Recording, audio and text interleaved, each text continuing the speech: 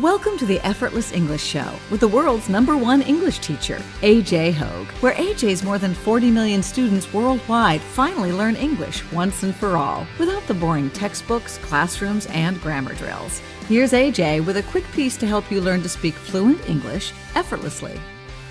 Hi, I'm AJ Hoge, the author of Effortless English. Learn to speak English like a native.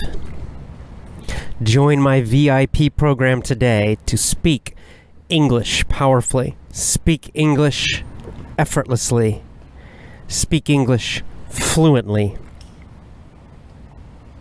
Join my VIP program today. Join at effortlessenglishclub.com.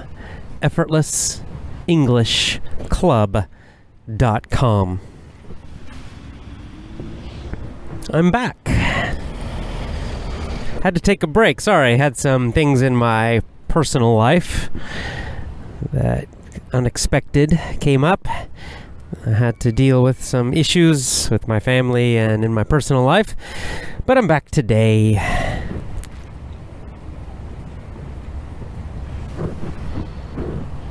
I remember one of the worst times in my life. Back when I was in my early 20s, I was a young man, and my first real serious girlfriend broke up with me. It was terrible, terrible, terrible. I was so miserable. So sad, so unhappy. I was in agony. That's a good word. Agony. We usually say in agony. Like if you're, it basically means feel terrible pain. Feel terrible pain. Like if you say, oh, I feel terrible pain. You can also say, I'm in agony. I am in agony. To be in agony means to be feeling terrible, terrible, terrible pain. So I was in agony when my first girlfriend broke up with me. I was depressed for several months. For several months, I was sad and depressed. I couldn't think of anything else. All day, every day, I thought about my ex-girlfriend and how sad and unhappy and miserable I was. It felt like, at that time, it felt like a huge tragedy. Tragedy. A tragedy is a super, super, super sad event or story. Not just a little bit sad, but super, super terrible, terribly sad. That's called a tragedy. So I thought, oh, this event, it's the biggest tragedy of my young life. It's a huge, terrible tragedy. And I would walk around feeling terrible. It was, at that time, a giant problem, right? Big, big, big, big, big problem, it felt like.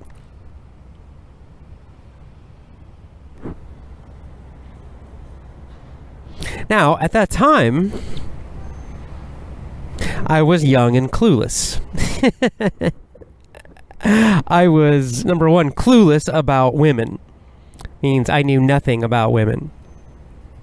Right? I had a lot of ideas from media, and mostly from media, right? We get a lot of our ideas about dating and relationships, men and women. We get a lot of our ideas from TV and movies, really. And they're foolish ideas.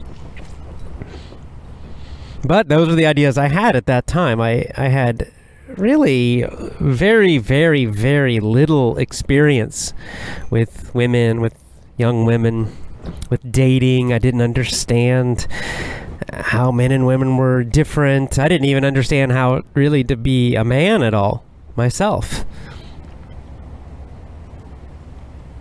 So I was completely and totally confused, clueless, right? No idea. And quite honestly, I also had very limited life experience in general, not just women, but just general life experience. I mean, that when you're young, of course, you have less life experience. Now, I had a very nice childhood, good family, very stable childhood, which was great. Had many, many positive benefits from having that good, stable, happy childhood. On the other hand, probably one of the weak points of my happy childhood was that I was a little bit weak. I was emotionally weak at that time. In my early 20s, I was quite emotionally weak because my childhood was so easy, so free and easy. On one hand, I felt good about myself and many benefits. I'm not complaining about it. I'm glad I had a happy childhood. I'm glad I had a happy family, a good family. But probably all that comfort, and because things were so easy, and I was very smart. I guess I still am. But I was smart, so that school was also very easy. So everything in my life until that point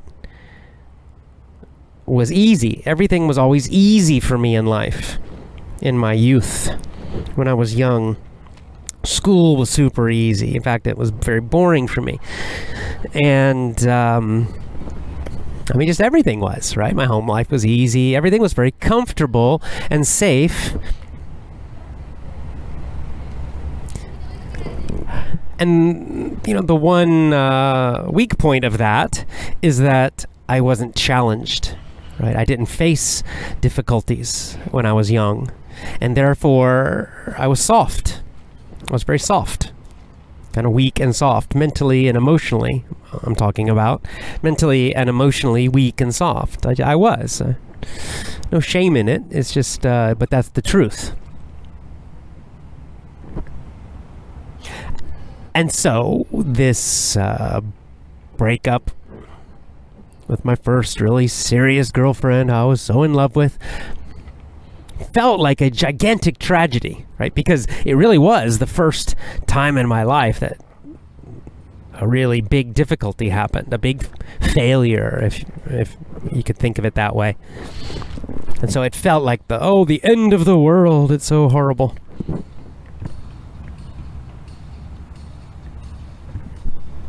Perhaps you had a similar experience when you were younger. Many people have this experience when they're younger with their first girlfriend or boyfriend and their first person they're in love with, and then they break up often. It's probably very common. It's probably most common that your first girlfriend or boyfriend is not later, is not your last girlfriend or boyfriend, or does not become your husband or wife. It happens sometimes, but it's less common, I think. So I think most people have this experience, and I think for a lot of people, many people have the experience when that first breakup feels so terrible. And again, it makes sense because it's the first one. It's the first one. You don't have much life experience, so it feels super big.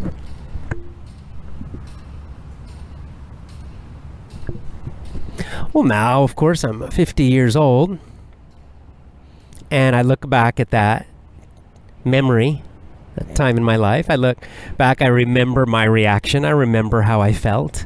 I remember how big it felt, how terrible. It just felt horrible, at the end of the world. And now I laugh about it. I mean, you can hear my voice. It's kind of, it's actually interesting because now it's a funny memory for me. Right, of course, at the time, and for many years, even after that, it was a sad memory. Even after I recovered, and I went and I dated more girls, and But it still was a sad memory for many years after that, although it got smaller and smaller, right, with time. But then eventually, as I got older, I got more and more and more and more life experience. I get more and more and more experience with women and dating. I got more and more and more, red-pilled about dating and women, began to understand much more the differences between men and women, how when men and women think, how they think very differently about relationships and dating. So with each year, as I learned more and more and more, got more and more and more and more experience, that first breakup started to feel and seem smaller and smaller and smaller and smaller and smaller. Less and less and less and less sad and depressing. And then eventually, it completely changed, and I began to look back and kind of laugh at myself. I laugh at my younger self, right? Because I look back, and now because I have so much more experience and understanding, I laugh and just say, oh, I was such a fool. I was just such a foolish young guy to be so upset about that. So it's become a kind of almost funny memory for me now.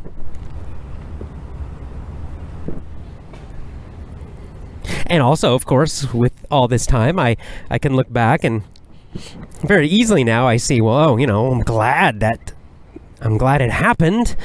That girl, she was nice. She was a nice person. But, really not for me. I'm glad. If I'd stayed with her, my life would have been very different, and probably not for the best. I wouldn't have learned as much as I have learned. And the wonderful life I have right now, I wouldn't have it. It'd be something different. So I look back at it as kind of a funny memory. I am very grateful for it now. There's zero sadness about it, of course.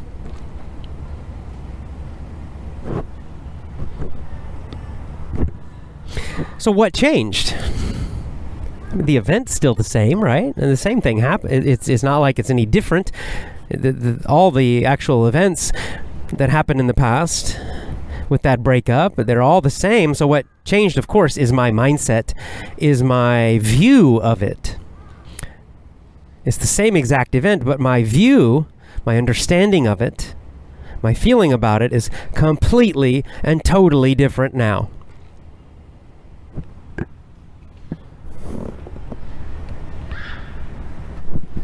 I'm going to teach you a phrase, kind of an idiom, I guess. Basically, now I have much more perspective. I have more perspective about that event, about that memory. I have more perspective. What does this mean? To have perspective about something. Some people will say, you need to have more perspective about this. Get some perspective.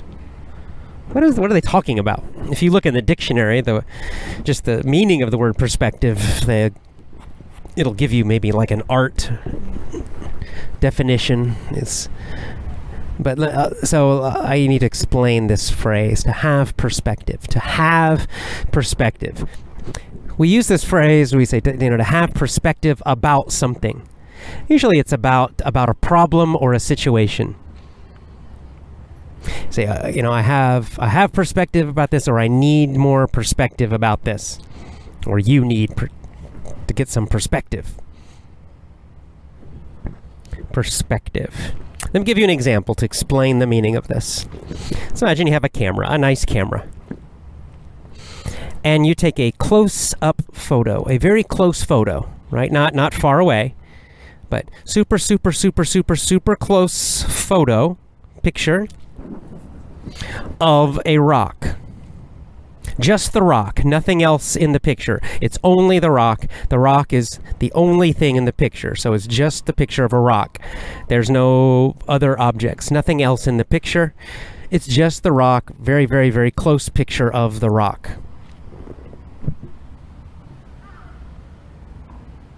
Okay, so you can imagine the photo, right? Imagine this picture, this super close photo of this rock. So then if you show the photo to someone, right? Someone looks at the photo. What's interesting is it will be almost impossible to know from the photo. It'll be almost impossible for this person to understand, to know how big is the rock. Right? Because they'll look at the rock and they'll look at the photo of the rock and there's nothing else in the photo. So it's really difficult to decide, well, is this a huge, gigantic, super big rock? Right? Imagine you use Photoshop and you just put a blue background. So it's only the rock. There's nothing else in the photo. Well, if you look at it and it's a close-up photo, there's nothing else in it. It might be a gigantic, huge rock. It might be a medium rock. It might be the same size as your hand. It might be a very small rock. It might be super tiny, right? Tiny means very, very small. It might be a tiny little rock.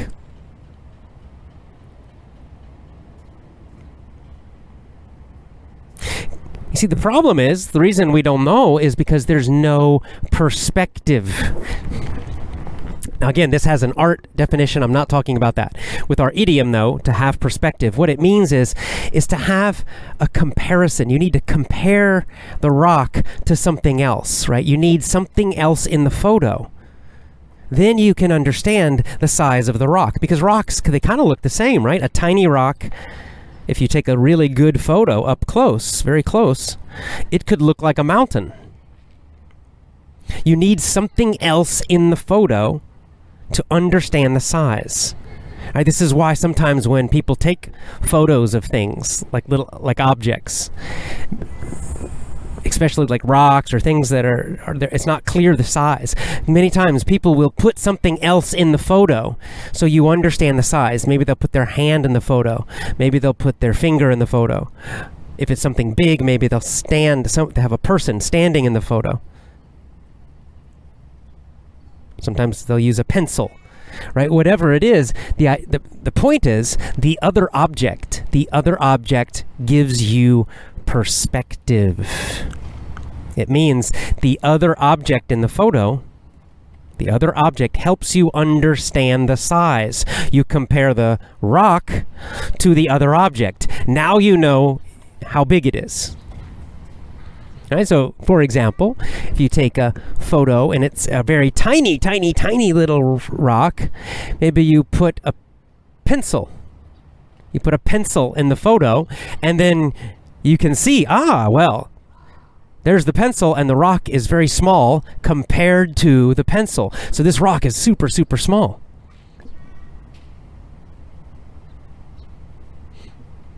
And maybe you take a picture of another rock, you also have a pencil in the photo, and you see, this rock is very big. The pencil's tiny. The pencil's very small compared to the rock. Right? The pencil helps you to compare size so you can understand, right? You understand the size of the pencil, and so it helps you understand the size of everything else in the photo. So this is called perspective, right? It helps you judge size. In art, it also helps you judge distance. You know, what's supposed to be far away, what's supposed to be close. How do you know that? In a photo, it's on a paper, it's flat. Well, artists use techniques. Basically what you do with your eye is you're comparing everything, right? So you compare one object to something else in the photo, or the picture, or the drawing. And that helps you understand the sizes of everything. And also can help you understand what's in the front, what's in the back, what's close, what's supposed to be far away. Right? You only can understand that if you can compare to something else. You need to compare. Otherwise, it's very difficult to really understand how big something is in a photo or a drawing or a picture, right?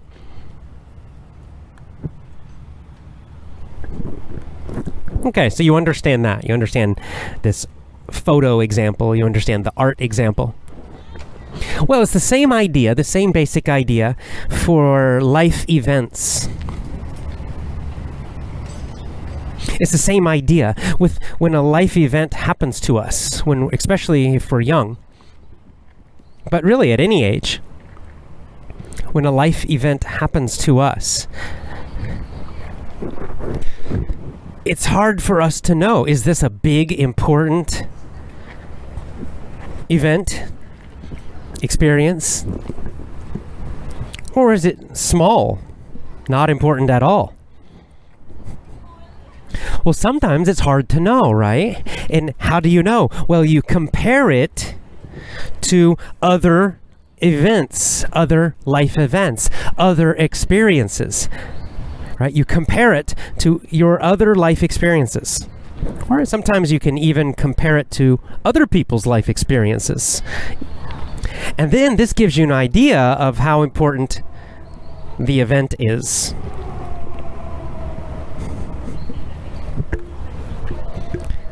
So going back to that breakup, my first breakup.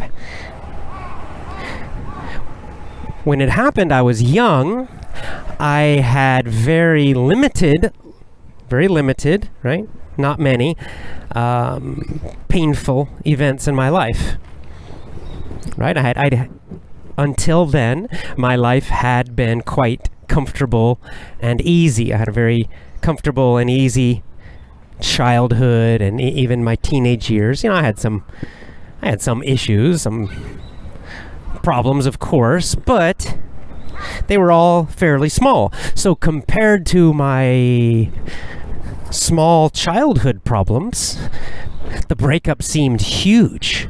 The breakup seemed super, super, super huge, big, painful, right? That was my perspective. The other way, we could say point of view, right?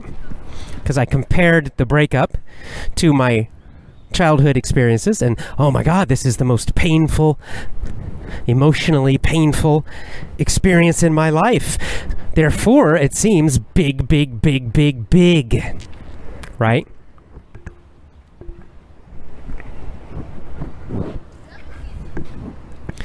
So you can see why then, now it seems small, small, small, because now I'm 50 years old. I have had many, many, many, many more life experiences.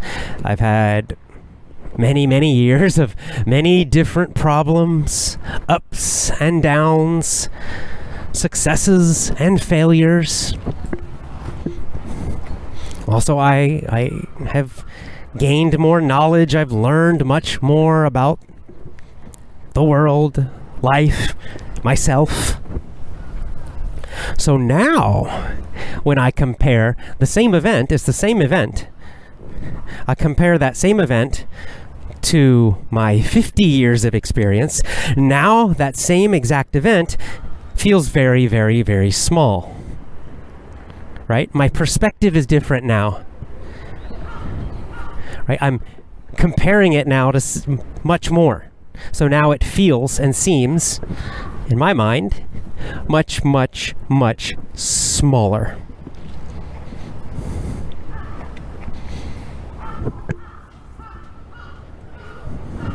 This is important in life. We need to have perspective. Now a lot of perspective does come with age, of course. Right? As you get older, it's more and more and more and more life experiences. This will naturally give you perspective. Okay, this is why, young people, it's very common, right, for a young person to have a breakup with their first boyfriend or girlfriend, and it's a tragedy, and they're in so much pain, and it seems so terrible and big, but the parents, your parents, for them it doesn't seem that they tell you, oh, don't worry about it. You're going, no, it's not. There will be other girls. There will be other boys. I know you feel bad, but don't worry, right? Your parents, for them, it seems like it's not such a big thing. Well, that's because it's not, because they have more life experience. They have better perspective. They better understand the importance of this event. As the very young person, you don't understand it. Your perspective is too small, too limited. You're making this painful problem. You're seeing it much bigger than it really is. It's important for us to develop perspective. So as I said, one way is just through life experiences. Time will do this, of course. Another way to do this is to choose challenges in life. To go find and deal with challenges in life. This is an important reason to try difficult things in life, even if you fail, because then you get better perspective.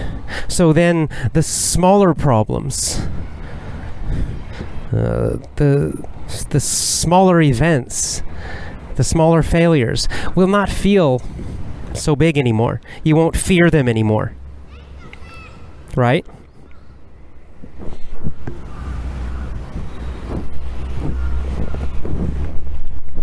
It's like someone who, in business, we could look at this.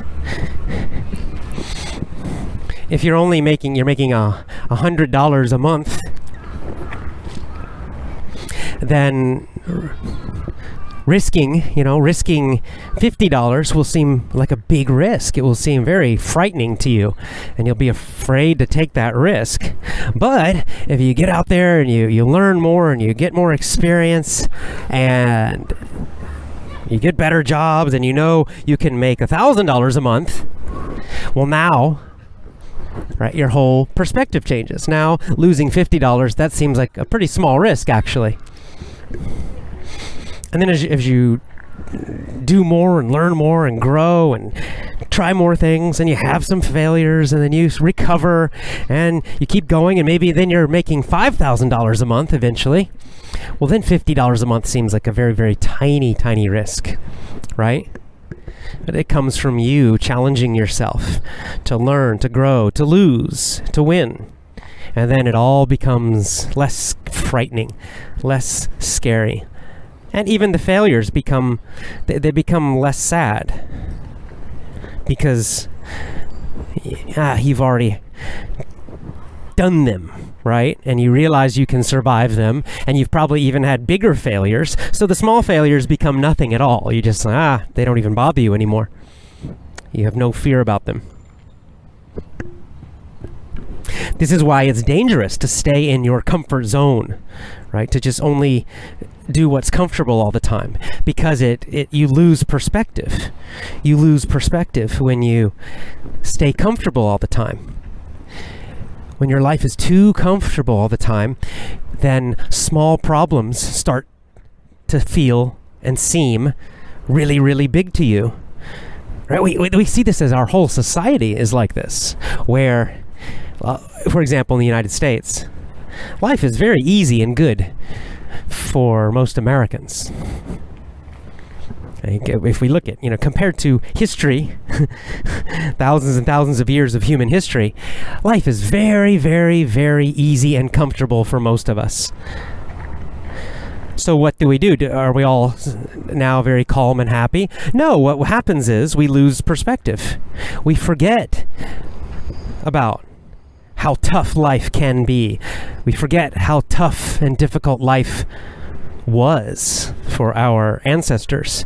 And then our small problems, we make them bigger because they seem big to us, because we don't have any really big problems.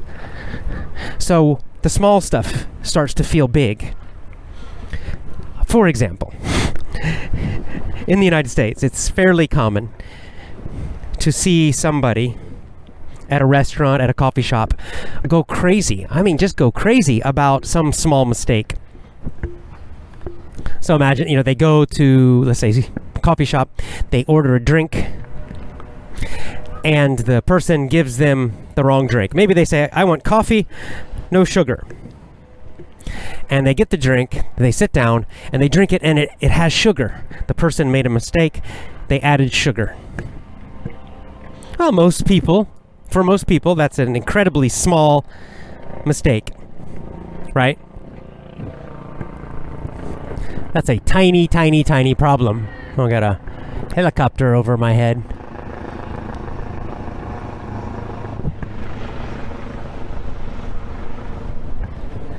So it's a tiny problem. It's super small, right? Most, like a normal person would not get angry about that.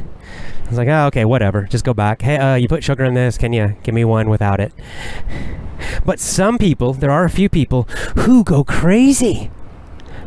They get super emotional. They act like this is a huge, huge, huge, terrible thing, right? They go back and they yell and their face is red and they say, I said no sugar and you gave me sugar and right? You've probably seen this in your life at some point. Somebody going crazy about some small little thing. They have no perspective.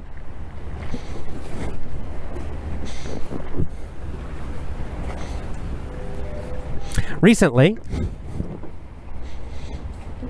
a few days ago, I rewatched actually a video series called The Pacific. The Pacific is about, it's kind of like a TV mini series, like 10 shows. Oh, there's the helicopter again. It's just circling around over my head. Go away! So the Pacific is about World War II, the Japanese fighting the Americans. And it's actually based on 2 books by American Marines who fought against the Japanese.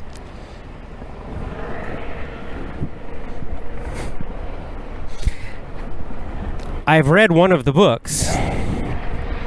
It is one of the most horrible stories I've ever read in my life. The amount of suffering and death and pain, of course the killing, it is, I never imagined, you watch normal war movies, of course they show that sometimes, but the reality of it, and reading the book from a Marine who was in it, the reality is 100,000 times worse than any other Hollywood movie I've seen. Even The Pacific, this video series I watched, even the video, it's not as strong as the book. The book is much, much, much stronger because the book is written by the actual man who fought in those battles. And it's just horrible. It's just horrible, horrible, horrible, horrible. What's the point? The point is this. That man's perspective, right? His perspective about life and about life problems was so much different than you or I, right? You can imagine, compared to all of that pain, compared to the horrible, terrible experiences of those battles, fighting in World War II. All the horrible, terrible things he saw and experienced and even had to do himself. You can imagine, so terrible that after he survived, he came home. Just imagine, any normal problem for him, any normal everyday problem would feel super, super, super small, right? Because compared to, fighting in Okinawa, for example, some small business failure would be nothing to someone like that. And he had a completely different perspective about pain and suffering. I don't recommend doing that, suffering terribly like that. But what I do recommend is to sometimes read about it. Read the life stories of people who had terrible, terrible difficulties in their life, in their lives. Right? People who had terrible, terrible pain. People who had terrible, terrible, terrible, big, difficult problems.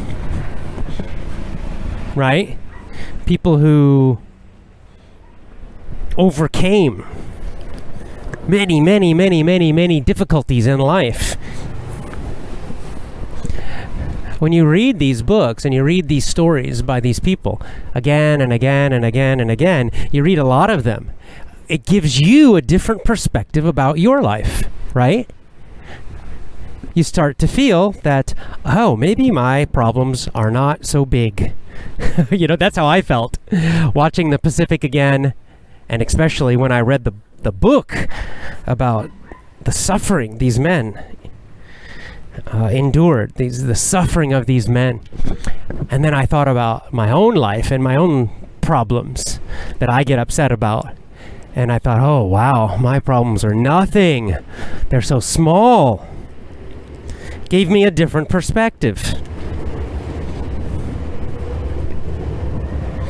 I recently put a quote, another section, a quote from the Bhagavad Gita again, reading the Bhagavad Gita. And it's a very famous quote. I'm not going to read all of it, but basically it says, I am death, shatterer of worlds, annihilator of all things. This is Krishna talking again. Krishna speaking as God, basically. And Krishna shows Arjuna a vision. Okay, a vision of like everything, basically. And part of the vision, not all of it, but part of the vision is death. The fact that all things die, right? Everything alive dies. We know this. Nothing is permanent in life, in our normal material world. With time, everyone dies, everything dies, or is destroyed.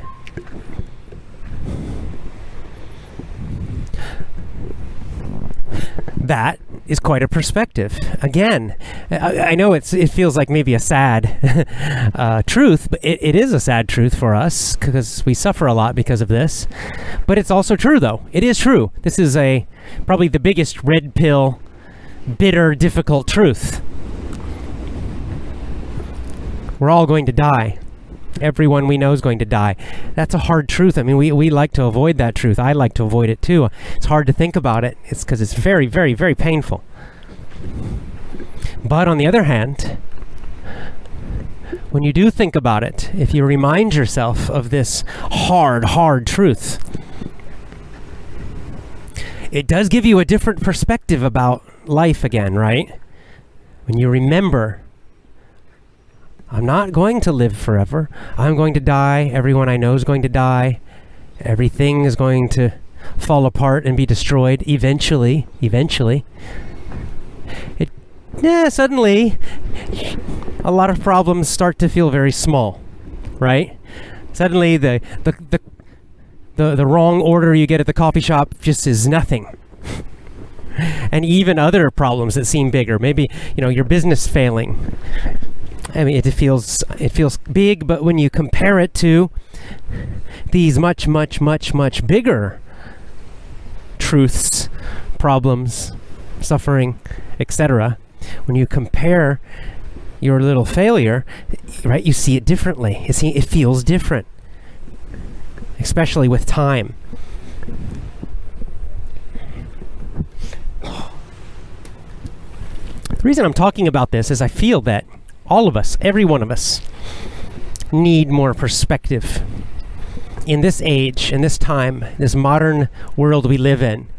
Generally, not everyone, of course, but generally most of us have fairly easy lives, fairly comfortable lives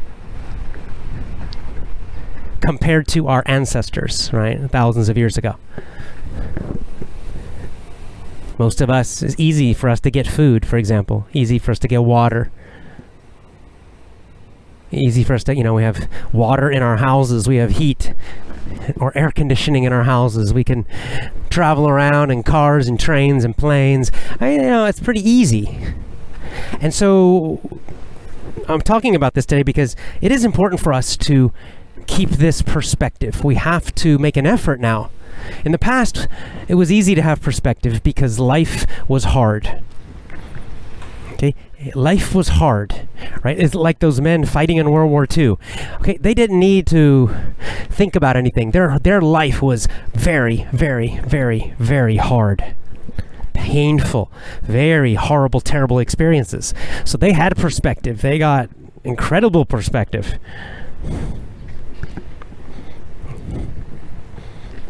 But many of us today, we lose perspective. This is another phrase you can use. When you lose perspective, if you say, oh, you've lost perspective, man, you've lost perspective. It means you're making something small seem too big. You're making a small problem into something very big. Like the coffee example, right? If you go and you you order a coffee, they give you the wrong order, and you go crazy, right? That means you lost perspective, right? The person who goes crazy about that, we say, oh my God, they have no perspective, or they've lost perspective. They think this is something big, they're crazy. That's an easy example, it's obvious, right? But even things that are bigger, we need perspective. We have to remind ourselves again and again.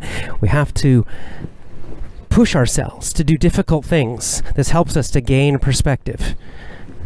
We need to push ourselves to take more risks so that we do have losses. We do have failures. Those failures are actually helpful. Those failures give us perspective. When you have a failure and then another one and then a bigger one and then a bigger one, the small ones are not scary anymore.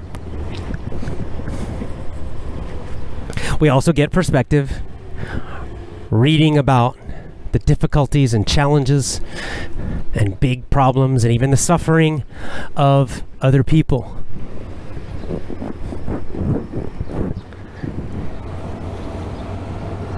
So, I encourage you to do this. On one hand, it's good to read, the success stories of other people, the famous people. It's nice to read about, oh, look, they did this, they did that. It's great. But it's also good to read those stories about people who suffered and suffered and suffered and suffered and suffered. And they still survived. They still kept going. And then maybe later they succeeded. Those are even more powerful, and they really do help us to gain perspective. I think we all need this a little bit. I know I do.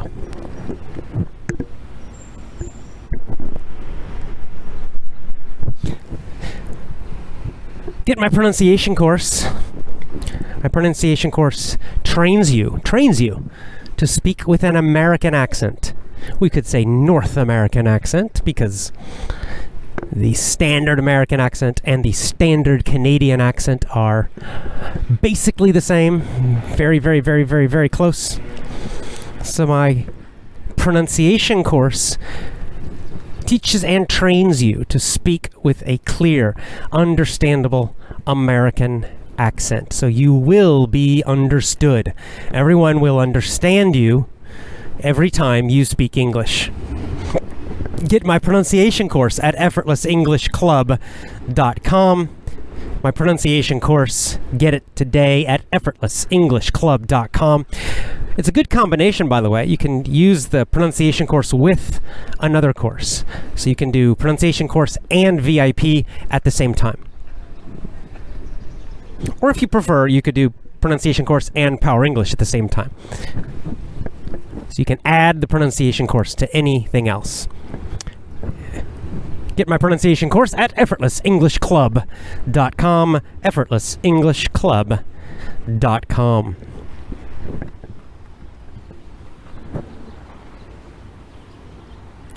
On gab.com, gab.com. Follow me at AJ Hoge, AJHOGE. On gab.com had someone, I believe Korean person, ask me about the Shikoku pilgrimage. Some of you may know about this. I have talked about it in past podcasts.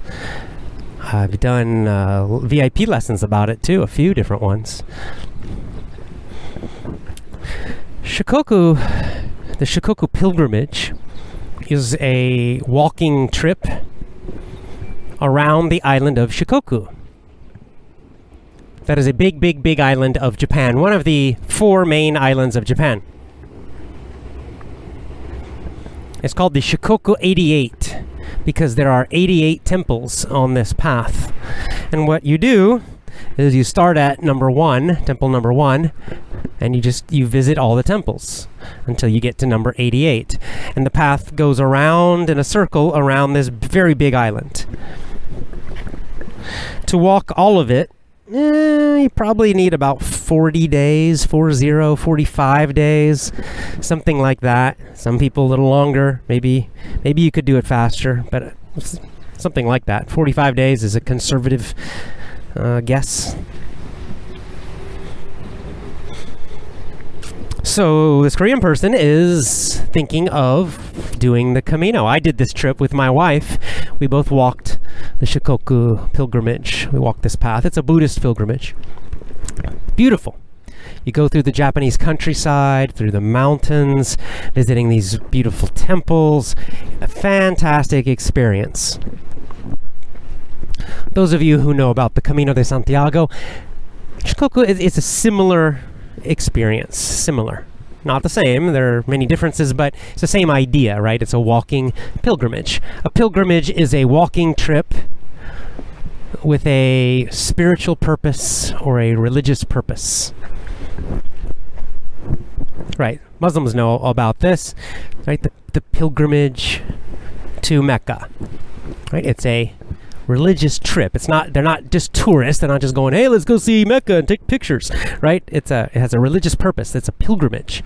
Hindus go to Varanasi. It's a pilgrimage. They're going for a religious purpose.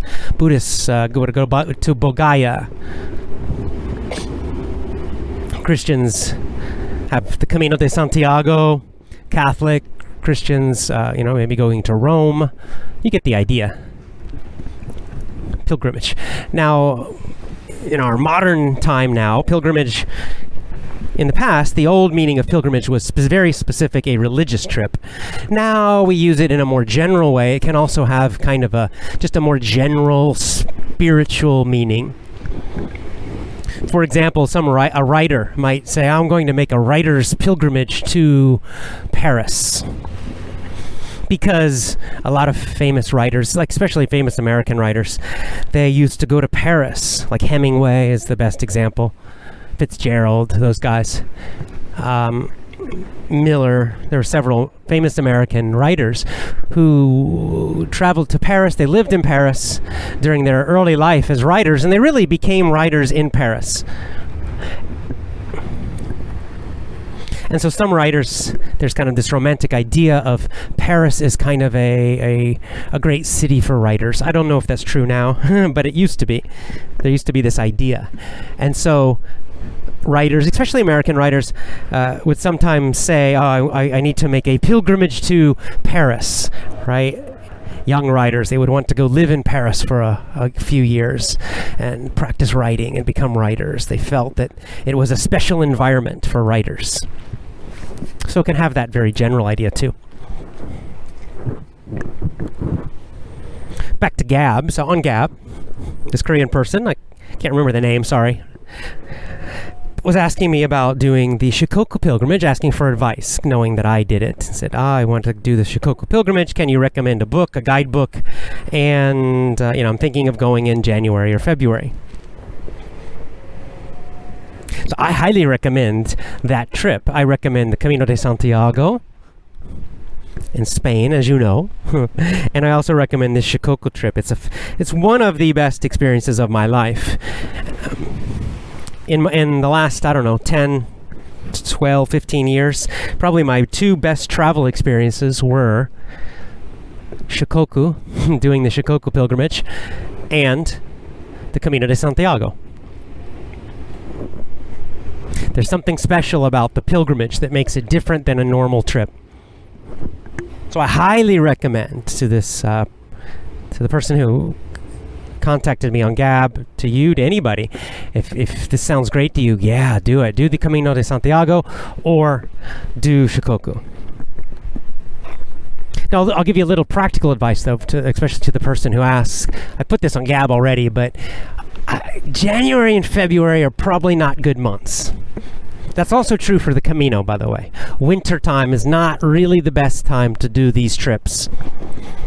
Because both of them go through the mountains. In the Shikoku, there are many sections that go through mountains, and some of them are fairly high up. In the winter, those mountains get snow, they get ice, the path might be blocked. You might not be able to get through.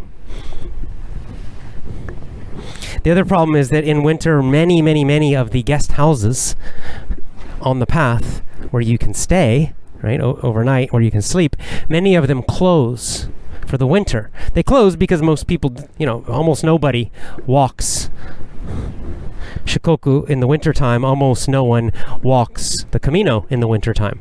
So most of the little guest houses and some of the other support shops and things, most of them close. So it's not impossible to do it if you want to do it, Shikoku in the winter. Some people have done it. Same with the Camino. Some people have walked it in the winter, but very few.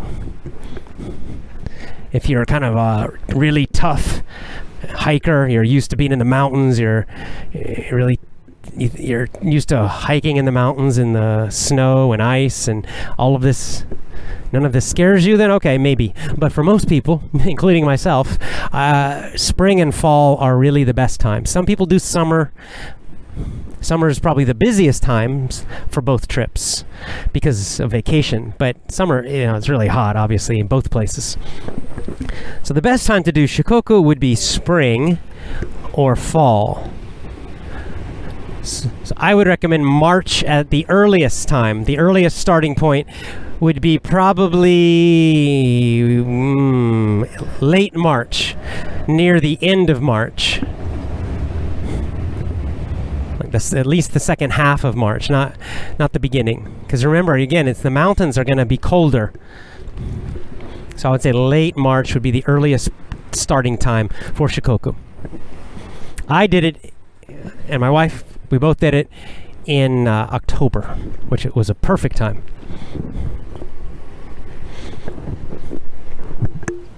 Now, the Camino is the same, by the way. The Camino in Spain, it's the same idea. If you do if you do the most popular path called the Camino Francés, which starts in France, the beginning of that walk goes up and over the Pyrenees Mountains. And we started in April. We started in late April, I believe it was. And there was still snow up there. Okay, there was one section, I remember we had to go through the snow. That's late April. So doing it earlier than that is probably a bad idea. It can be dangerous. People have died in the Pyrenees, okay, from snow and storms. Again, I would recommend waiting to do the Camino. Wait till at least April to start. Or you can do it in the fall. All right, so a little practical advice. I'll talk more about these things. Both of these, there are guidebooks for both. There's a guidebook for the Camino de Santiago, several guidebooks people have written. For Shikoku, it's a little more difficult to find guidebooks because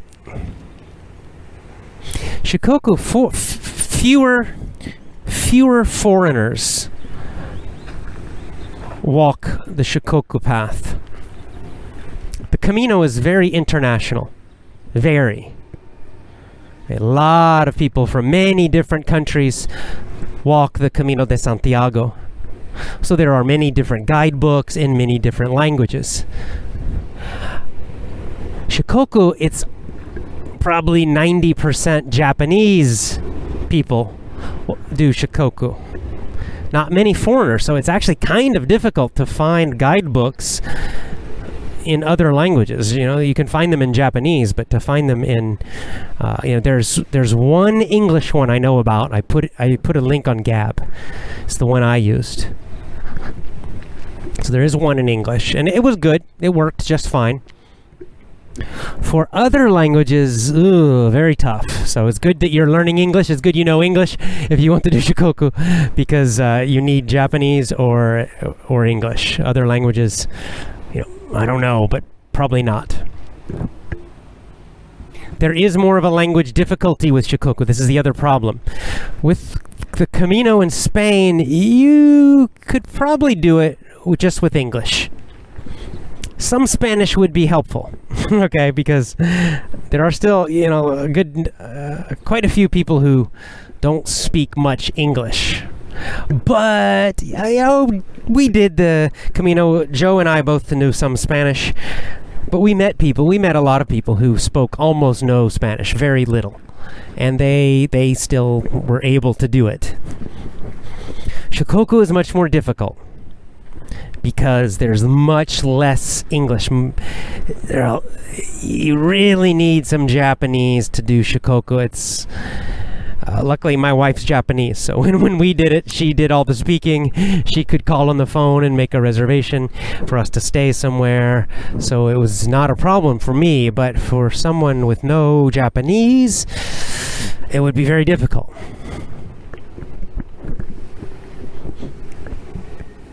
Since most people don't speak Japanese, probably the Camino would be the easier trip for most people, most international people who are not Japanese. I think the Camino would be a much, much, much easier trip to do. I know we've had a few Effortless English members have talked about doing the Camino. We had Berbel, who's German. She actually did a part of it. Was it last year? A couple of years ago, I think she did that. Kaula has talked about doing the Camino in the future. And I know we've had a few other people mention it. I highly recommend it. The Camino de Santiago is fantastic. You don't have to be Christian to do it. The history of it is certainly it's a Christian pilgrimage. However, there are many, many, many people who do it now as more of a general spiritual trip. There are some people who do it just as a travel experience.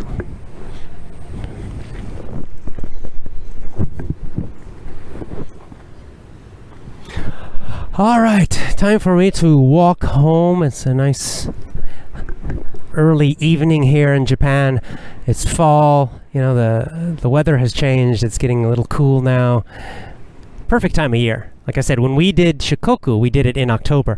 October is a fantastic time in Japan. Here, I'll make my tourist sale here. Here's my tourist information for Japan. October is a great time to visit Japan. If I recommend 1 month, this would probably be my number one recommendation for Japan would be to come in October. The weather's fantastic. It's sometimes you get a typhoon occasionally. A storm will come through, but generally it's more dry. It's not so hot. Later in October, maybe the end of October, the leaves might change colors. It's a really nice time of year to visit. I think the weather is kind of perfect at this time of year. So if you plan to visit Japan someday, October's a good time. All right, have a great day. Talk to you again tomorrow. As always, join my VIP program. Join my VIP program. Speak English powerfully. Speak confidently. Speak effortlessly. Join my VIP program today at effortlessenglishclub.com. Go to effortlessenglishclub.com.